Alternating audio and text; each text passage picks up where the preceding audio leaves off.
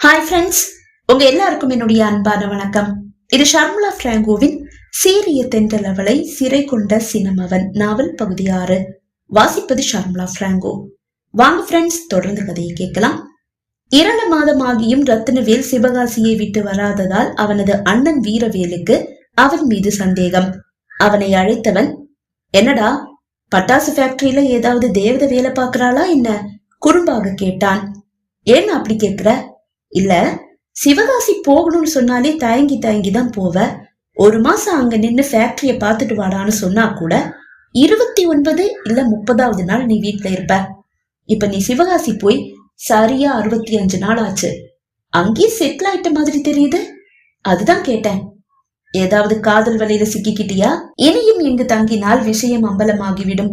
முதலில் சங்கீதாவிடம் தான் யார் என்று கூற வேண்டும். அதன் பிறகு அவளை பற்றி வீட்டில் கூறி அவளை பெண் கேட்டு சென்று அனைவரின் ஆசையோடு அவளை மனைவியாக்கி கொள்ள வேண்டும் என்று நினைத்தவன், ஐயோ அண்ணா, அப்படியெல்லாம் எதுவும் இல்ல. சாதாரணமா நான் 1 மாசம் சிவகாசியில நின்னுட்டு திரும்பி வந்தா இன்னும் 2 மாசம் அங்க நின்னு இருக்க கூடாதான்னு அப்பா கேட்பாரு. அதனாலதான். நம்பிட்டேன். யார்டா அந்த பொண்ணு? ஐயோ சத்தியமா அப்படியெல்லாம் எதுவும் இல்லனா. சரி, அப்ப நீ எப்ப வர? நாளைக்கே வந்துடுறேன், போதுமா? வந்து சேரு என்று கூறிதான் அழைப்பை துண்டித்தான் வீரவேல். மறுநாளை ராஜபாளையம் கிளம்பி விட்டான் ரத்தினவேல். வேறு ஒரு நல்ல வேலை சென்னையில் கிடைத்திருக்கிறது என்று கூறிதான் பூங்குழலியிடம் விடை பெற்றிருந்தான். அதன் பிறகு அவர்களது காதல் செல்போனில் தான் தொடர்ந்தது. இப்படியே 6 மாதம் ஓடிவிட்டது. மாதம் 1-2 நாள் அல்லது 1 வாரம் சிவகாசியில் வந்து தங்கும் ரத்தினவேல் விடுப்புக்கு வருகிறான் என்றுதான் பூங்குழலி நினைத்திருந்தாள். தேனிசையும் தன் படிப்பை முடித்துவிட்டு அப்பாவுக்கு துணையாக அலுவலகத்தை பார்த்து கொள்கிறாள். அன்று அலுவலகத்தில் சிறிது வேலை அதிகம். அவள் வேலையில் பரபரப்பாக ஓடிக்கொண்டிருக்கும் போது பெரியம்மாவிடமிருந்து அழைப்பை ஏற்றுக்கொண்டாள். சொல்லுங்க பெரியம்மா. இசை, நீ இன்னைக்கு பூவுக்கு போன் பண்ணியிருந்தியா? இல்ல பெரியம்மா. ஏன் கேக்குறீங்க? இல்ல, நேத்து நைட்டு உங்க காவேரி அத்தை போன் பண்ணியிருந்தாங்க. ருத்ரனுக்கு பூவை கல்யாணம் பண்ணி வைக்கணும்னு அவங்க ஆசைப்படுறாங்க. எங்க ஆசையும் அதுதான். அதை இன்னைக்கு காலையில அவகிட்ட சொன்னா சிக்காம எதையோ சொல்லி மழுப்பிட்டு அப்படியே போயிட்டா. அதுதான் போன் பண்ணி உங்ககிட்ட ஏதாவது சொன்னாலான்னு கேக்குறேன். இல்ல பெரியம்மா, அக்கா அப்படி எதையும் சொல்லல. சரி, ருத்ரனை பத்தி நீ என்ன நினைக்கிற? ருத்ரனத்தான பத்தியா கேக்குறீங்க? ஹீரோ மாதிரி இருக்காரு. பாக்குறதுக்கு மட்டும் இல்ல, குணத்துல கூட அவரு ஹீரோ தான். பெங்களூர்ல ஒரு பெரிய பிசினஸ்மேன் மாமா. அவரோட பிசினஸ எவ்வளவு திறமையா எடுத்து நடத்துறாரு. சரி, அது உனக்கு தெரியுது. ஆனா இவளுக்கு புரிய மாட்டேங்குதே. ருத்ரனை கட்டிக்கன்னு சொன்னா நீ என்ன சொல்லுவ? யோசிக்கவே மாட்டேன் பெரியம்மா, ஓகே சொல்லிடுவேன். அவரை வேண்டான்னு ஏதாவது பொண்ணு சொல்லுவாளா? நீ ஓகே சொல்லுவ. ஆனா என் பொண்ணுக்கு அது புரியலையே. ஏன் பெரியம்மா, என்னாச்சு? நான் சொன்னேன்ல, நேத்து அத்தை போன் பண்ணியிருந்தாங்க.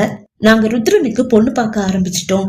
வீட்லயே 3 வயசு பொண்ணுங்க இருக்கும் போது உங்ககிட்ட கேட்டுட்டு அதுக்கப்புறமா வெளியில பொண்ணு பாக்குறது தானே நியாயம். முதல்ல பெரியவ பூவை தான் கேக்குறோம். நீங்க வேண்டான்னு சொன்னா இசைய கேட்கலான்னு நினைக்கிறோம். நீங்க என்ன சொல்றீங்க? பூவுக்கு ஏதாவது மாப்பிள்ள பார்த்து வச்சிருக்கீங்களான்னு கேட்டாங்க. நாங்க இன்னும் எந்த மாப்பிள்ளையும் பார்க்கல. பூ கிட்ட பேசிட்டு உங்களுக்கு நல்ல ஒரு பதிலா சொல்றோம்னு சொல்லிட்டு இன்னைக்கு காலையில அவகிட்ட பேசினா அவ பிடிப்படாம ஏதேதோ பேசிட்டு போறா. அக்கா என்ன சொன்னா? அத்தானுக்கு நான் சரிப்பட மாட்டேன், இசைய கட்டி வச்சிருங்கன்னு சொல்றாமா. நீ கொஞ்சம் அவகிட்ட பேசி அவ மனசுல என்னன்னு கேட்டு சொல்றியா? அவளுக்கு ருத்ரன்னா அப்படி பிடிக்கும், உயிர்னு கூட சொல்லலாம். ஆனா இப்போ பிடித்தராம பேசுறா. எனக்கு என்னவோ அவ மனசுக்குள்ள வேற யாரோ இருக்காங்கன்னு தோணுது. ஏதாவது வம்புல போய் மாட்டிக்க போறாமா. கொஞ்சம் என்னன்னு கேட்டு சொல்லு. சரி பெரியம்மா, நான் அக்காவுக்கு போன் பண்ணி பேசிட்டு உங்களுக்கு பதில் சொல்றேன். சரிம்மா, சீக்கிரமா பேசு என்று கூறி அழைப்பை துண்டித்தார் பெரியம்மா. வேலை பளு அதிகமாக இருந்ததால் மாலை வீடு திரும்பிய பிறகுதான் பூங்குழலியை அழைத்து பேசினாள் தேனிசை. தேன்மொழியும் அவள் அருகில் தான் இருந்தாள். அக்கா ஸ்பீக்கர்ல போடு, அக்கா என்ன சொல்றான்னு கேட்கலாம். தேன்மொழி கூற ஸ்பீக்கரில் போட்டுதான் அழைத்தாள் தேனிசை. எதிர்முனையில் அழைப்பு ஏற்றுக்கொள்ளப்பட்டது. சொல்லு இசை. அக்கா, நீ உன் மனசுல என்ன நினைச்சிட்டு இருக்க?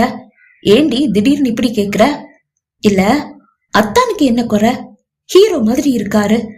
பார்வைக்கு மட்டும் இல்ல, உண்மையிலேயே அவருடைய குணம் தங்கம் தான், தெரியும்ல. நான் என்ன இல்லைன்னா சொன்னேன்? அப்புறம் ஏன் அவரை வேண்டான்னு சொன்ன? எதிர்முனையில் அமைதி. நீ காலை கட் பண்ணு, நான் வீடியோ கால் பண்றேன். உன் முகத்தை பார்த்து பேசினாதான் உன் மனசுல என்ன இருக்குன்னு கண்டுபிடிக்க முடியும். முகத்தை பார்த்து பேசினா மனசுல என்ன இருக்குன்னு கண்டுபிடிச்சிடுவியாக்கும். நீ ஒன்னும் வீடியோ கால் பண்ண வேண்டாம், இப்படியே பேசு. சரி, நான் இப்படியே பேசுறேன். நீ ஏன் அத்தான வேண்டான்னு சொன்ன? அவரை உனக்கு பிடிக்கலையா? அவரை பிடிக்கலன்னு யாராவது சொல்லுவாங்களா? அவர் என்கிட்ட வந்து என்ன கட்டிக்கிறியான்னு கேட்க மாட்டாரான்னு நான் ஏங்கி இருக்கேன் தெரியுமா? அப்ப எல்லாம் வந்து கேட்காம இப்ப வந்து கேட்டா என்ன பதில் சொல்றது? இப்ப கேட்டா என்ன, ஆமான்னு சொல்ல வேண்டியது தானே. எனக்கு வேற ஒருத்தர் பிடிச்சிருக்குடி. என்னக்கா சொல்ற? தேனிசை தேன்மொழி இருவரும் கத்தியை விட, ஏன்டி இப்படி கத்துறீங்க? சித்தப்பாவுக்கும் சித்திக்கும் தெரிஞ்சிட போகுது. அப்புறம் அப்பா அம்மா கிட்ட போட்டு கொடுத்துடுவாங்க. நான் தான் அடி வாங்கணும். ஷாக் ஆகுறதா இருந்தாலும் கொஞ்சம் சத்தத்தை கம்மி பண்ணிக்கங்க. ஐயோ அக்கா, நீ காதலிக்கிறியா? யாரு காதலிக்கிற? உன் காசை பார்த்து எவனாவது உன்னை காதலிக்கிறேன்னு சொல்லி பின்னாடியே வந்திருப்பான். அதை நம்பி நீயும் ஓகே சொல்லியிருப்ப. அப்படியெல்லாம் எதுவும் இல்ல. சரி, யார் அது? அவர் பேரு அன்பு. ரத்னவேல் பட்டாசு ஃபேக்டரியில தான் வேலை பார்த்துட்டு இருந்தாரு. ஆனா இப்போ இங்க இல்ல, சென்னையில வேற நல்ல வேலை கிடைச்சிருக்கு. அதெல்லாம் இருக்கட்டும், ஆளை இப்படி பார்க்க ரொம்ப அழகா இருப்பாரு. அதே மாதிரிதான் ரொம்ப நல்லவரு. ருத்ரன் அத்தா அளவு நல்லவரா? ஆமாடி, ருத்ரன் அத்தான பார்த்தா வருமே ஒரு ஈர்ப்பு. அப்படி ஒரு ஈர்ப்பு எனக்கு வேற யார் மேலேயும் வந்ததில்ல. ஃபர்ஸ்ட் டைம் ருத்ரன் அத்தானுக்கு அப்புறமா இவரை பார்க்கும் போதுதான் வந்தது. அது காதல் இல்லைன்னு எனக்கும் தெரியும். எனக்கு அவரை பிடிச்சிருந்தது, அவருக்கு என்ன பிடிச்சிருக்கு. நம்ம அத்தா மாதிரி எல்லாம் இல்ல. சட்டுன்னு அதை அவரு சொல்லிட்டாரு. ஆம்பளைன்னா அப்படிதான் இருக்கணும். அப்போ அத்தா ஆம்பளை இல்லைன்னு சொல்றியா? அவரும் ஆம்பளைதான். ஆனா என்ன, வீட்டுல எந்த பொண்ணை கை காட்டுவாங்களோ அந்த பொண்ணுக்கு ஓகே சொல்ற ஆம்பளை. எனக்கு அவரை வேண்டாம். என்ன கட்டிக்க ஆசைப்படல, என்னுடைய அன்பு போதும். முடிவே பண்ணிட்டியா? பண்ணிட்டேன். அப்ப சரி, இனி எப்போ இந்த விஷயத்த வீட்டுல சொல்ல போற? உனக்கு மாப்பிள்ள பார்க்க ஆரம்பிச்சுட்டாங்க. சொல்லணும், ஆனா பயமா இருக்கு. ஏன்? அன்பு ஒரு சாதாரண குடும்பத்துல இருந்து வராருடி. அவரை காதலிக்கிறேன்னு சொன்னா வீட்டுல ஏத்துப்பாங்களோ மாட்டாங்களோன்ற ஒரு பயம். அப்புறம் அவர்கிட்ட நான் பூங்குழலி நல்லா சொல்லல. என் பேர் கூட சங்கீதான் தான் அவர்கிட்ட சொல்லியிருக்கேன். நீ சொன்ன மாதிரி நான் பணக்காரின்னு தெரிஞ்சு அவர் எனக்கு வலை விரிச்சு என்ன காதலிக்கல. புரியுதா? ரொம்ப நல்லாவே புரியுது. மொத்தத்துல ஒரு பெரிய குழப்பம். இதுக்கெல்லாம் எப்ப முடிவு கட்ட போற? கூடிய சீக்கிரமே. அடுத்த வாரம் அன்பு சிவகாசி வராரு. முதல்ல அவர்கிட்ட நான் பூங்குழலின்ற விஷயத்த சொல்லிடணும். அதுக்கப்புறமா தான் வீட்டுல அன்பை பத்தி பேசணும். ஆனா தனியா வீட்டுல பேச பயமா இருக்குடி. நீயும் தேன்மொழியும் அடுத்த வாரம் சிவகாசி வரீங்களா? நீங்க பக்கத்துல இருந்தா கொஞ்சம் தைரியமா இருக்கும். அதுதான்.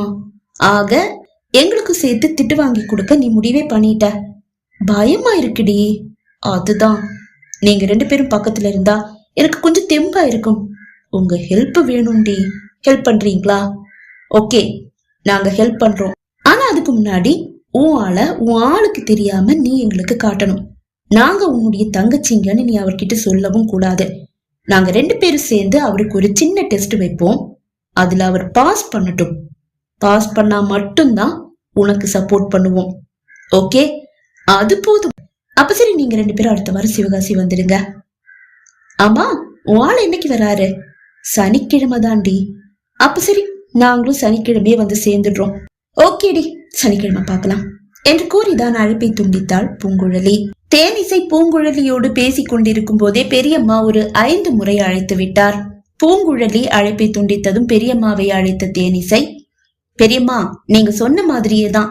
அக்கா பிடிபட மாட்டேங்கிறா. அடுத்த வாரம் நானும் தேன்மொழியும் சிவகாசி வரோம். அக்கா கிட்ட பேசுறோம். உங்க அத்தை இப்பதான் கொஞ்சம் முன்னாடி போன் பண்ணாங்க. பூ கிட்ட பேசுனீங்களா, அவ என்ன சொன்னான்னு சொல்லி கேட்டாங்க. இல்ல, இன்னும் பேசல. அவ என்னன்னு தெரியல, கல்யாணமே வேண்டான்னு சொல்லிட்டு இருக்கா அப்படின்னு சொல்லி சமாளிச்சா. சரி, அப்படின்னா ருத்ரன் கிட்ட சொல்லி பூ கிட்ட பேச சொல்லவான்னு கேக்குறாங்க. அவ்வளவுதான், கதை முடிஞ்சது. இல்ல, அது வேண்டாம், நாங்களே பேசுறோம் அப்படின்னு சொல்லி சமாளிச்சுட்டேன். நீங்க சீக்கிரமா வந்து அவகிட்ட கொஞ்சம் பேசுங்க. சரி பெரியம்மா, நீங்க கவலையை விடுங்க. நாங்க தான் சனிக்கிழமை வர்றோம்ல, பேசிக்கலாம் என்று கூறி அழைப்பை துண்டித்தாள் தேனிசை. மறுவாரமும் வந்துவிட்டது. தேனிசை தேன்மொழி இருவரும் சிவகாசி கிளம்பி விட்டனர். புறப்படும் போது பூங்குழலியை அழைத்தாள் இசை. அழைப்பை ஏற்றவள், எப்படி வரீங்க என்று கேட்டாள். கிளம்பிட்டோங்கா, இன்னும் ஒரு 5 மணி நேரத்துல நாங்க சிவகாசியில இருப்போம். ஓகே, நீங்க வந்துட்டு நேரா வீட்டுக்கெல்லாம் போயிடாதீங்க. அவர் வந்திருக்காரு, நான் அவரை பார்க்க தான் போறேன். நீங்க சிவகாசி வந்ததும் எனக்கு கால் பண்ணுங்க. நான் லொகேஷன் ஷேர் பண்றேன். அந்த இடத்துக்கு வந்துடுங்க. நான் அன்பை காட்டுறேன். நீங்க என்ன பரீட்சையை அவருக்கு வைக்கணும்னு நினைக்கிறீங்களோ அதை வைங்க. அவர் கண்டிப்பா பாஸ் ஆயிடுவாரு. அந்த நம்பிக்கை எனக்கு இருக்கு. அதுக்கப்புறமா எனக்கு சப்போர்ட் பண்ணுவீங்கல்ல? கண்டிப்பா. அம்மா, நீ இப்பவே கிளம்புறியா? ஆமாடி, இன்னைக்கு அவருடைய பர்த்டேயா. நான் ஒரு சின்ன கிஃப்ட் வாங்கி வச்சிருக்கேன். அதை கொண்டு போய் கொடுத்து அவரை விஷ் பண்ணணும். சரி, நீங்க வந்து சேர்ந்தது எனக்கு கால் பண்ணுங்க. சரிக்கா என்று கூறி அழைப்பை துண்டித்தாள் தேனிசை. இருவரும் சிவகாசியை அடைந்ததும் பூங்குழலியை அழைத்தாள் தேனிசை. ரிங் ஆகிறது. ஆனால் அழைப்பு ஏற்கப்படவில்லை. வேறு வழியின்றி பெரியப்பா வீட்டிற்கு இருவரும் வந்துவிட்டனர். ஒரு அரை மணி நேரம் கழித்து காவல் நிலையத்திலிருந்து பெரியப்பாவுக்கு அழைப்பு வந்தது. காவல் நிலையத்திலிருந்து என்று அறிந்ததும் பெரியப்பாவின் முகத்தில் பதற்றம். என்ன சார், என்ன விஷயம்? நீங்க கவர்மெண்ட் ஹாஸ்பிட்டல் வரைக்கும் கொஞ்சம் வரீங்களா? எதுக்கு சார்? இல்ல, நீங்க வாங்க, நாங்க சொல்றோம். வீட்டுல வேற யாராவது ஆம்பளைங்க இருக்காங்களா? இல்ல சார், நானும் என் மனைவியும் தான் இருக்கோம். அப்புறம் ஊர்ல இருந்து என் தம்பி பிள்ளைங்க வந்திருக்காங்க. ஆம்பளை பசங்களா? இல்ல சார். அப்ப சரி, நீங்க தனியாவே வாங்க. ஏன் சார், ஏதாவது பிரச்சனையா? நீங்க வாங்க, நாங்க சொல்றோம் என்று கூறி அழைப்பை துண்டித்தார் இன்ஸ்பெக்டர். அழைப்பு வரும்போது பெரியம்மா அருகில் இருக்கவில்லை. ஒரு அவசர வேலை என்று கூறி பெரியப்பா புறப்பட, பெரியப்பா, எனக்கும் லேசா காய்ச்சல் அடிக்கிற மாதிரி இருக்கு. அப்படியே ஹாஸ்பிட்டலும் போயிட்டு வந்துடலாம். நானும் உங்க கூட வரேன் என்று கூறிய தேனிசை அவர் தடுத்தும் கேளாது அவரோடு சென்றாள். மருத்துவமனை வாசலிலேயே இன்ஸ்பெக்டர் அவர்களை காத்து நின்று கொண்டிருந்தார். இருவரையும் கண்டதும் அவர்களை ஒரு அறைக்கு அழைத்து வந்து இருக்கையில் அமர்த்தியவர், சார், நான் சொல்ல போற விஷயத்த கேட்டு நீங்க அதிர்ச்சி ஆக கூடாது. வேற யாராவது ஆம்பளைங்க இருந்திருந்தா அவங்க கிட்ட சொல்லியிருப்பேன். இப்ப உங்ககிட்ட சொல்ல வேண்டிய கட்டாயத்துல இருக்கேன். என்ன சார், எதுவா இருந்தாலும் சுத்தி விளக்காம நேரடியா விஷயத்துக்கு வாங்க. நீங்க எனக்கு போன் பண்ண அந்த நேரத்துல இருந்து நான் என் பொண்ணுக்கு போன் பண்ணிட்டு இருக்கேன்.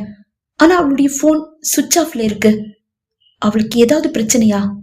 ஆக்சிடென்ட் ஆயிடுச்சா? இங்க அட்மிட் ஆகி இருக்காளா? சார், உங்க பொண்ணு பூங்குழலி இப்ப உயிரோட இல்ல. யாரோ அவங்கள கற்பழிச்சு கொலை பண்ணியிருக்காங்க. அதை கேட்டது பாதி கேட்காதது பாதியாக பெரியப்பா இருக்கையிலிருந்து அப்படியே கீழே சரிந்தார். அதிர்ச்சியில் உறைந்து போன தேனிசை நிலைமையை புரிந்து கொண்டு தன் வேதனைகளை மனதில் புதைத்துவிட்டு முதலில் பெரியப்பாவை மருத்துவரிடம் காண்பித்து அதன் பிறகு அவரை பத்திரமாக வீட்டிற்கு அனுப்பிவிட்டு மேற்படி நடவடிக்கைகளை இன்ஸ்பெக்டரோடு நின்று அவளை செய்தாள். பகுதி 6 நிறைவடைந்தது. பகுதி 7 உங்களை சந்திக்கும் வரை விடைபெறுகிறேன். நன்றி, வணக்கம்.